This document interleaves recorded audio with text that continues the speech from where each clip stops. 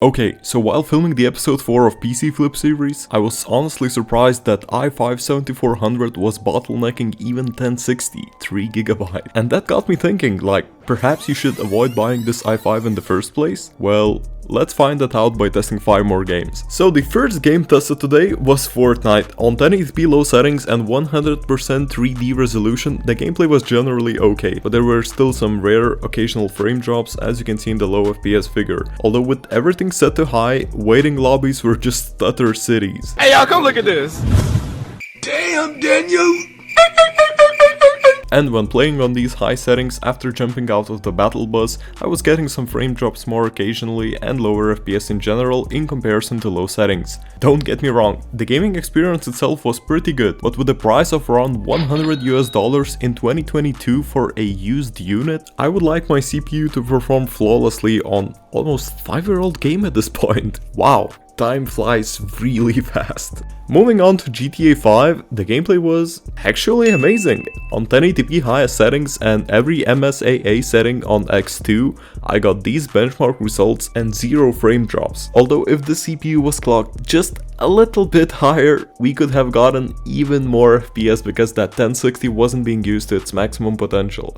Now, what about Valorant? Well, I tested the game on medium settings and 1080p resolution. Since it's an esports game, we don't really care about graphics that much, so I won't test the game on ultra settings. And I got these benchmark results, which might look good to you, but take a look at CPU and GPU usage. There's an insane amount of performance left on the table. And now, Apex Legends. We do not talk about this game here.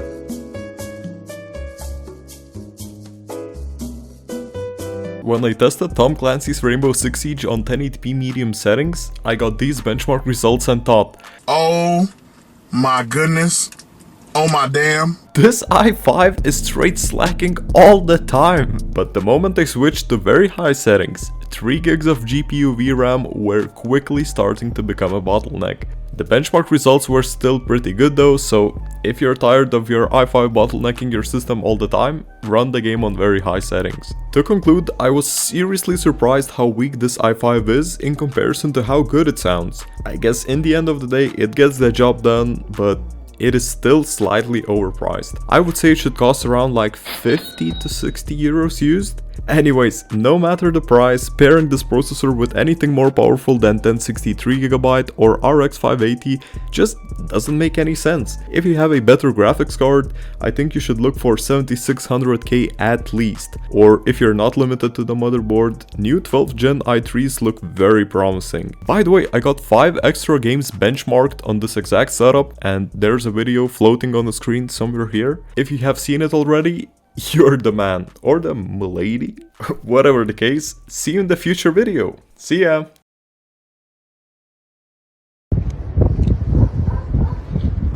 That's right.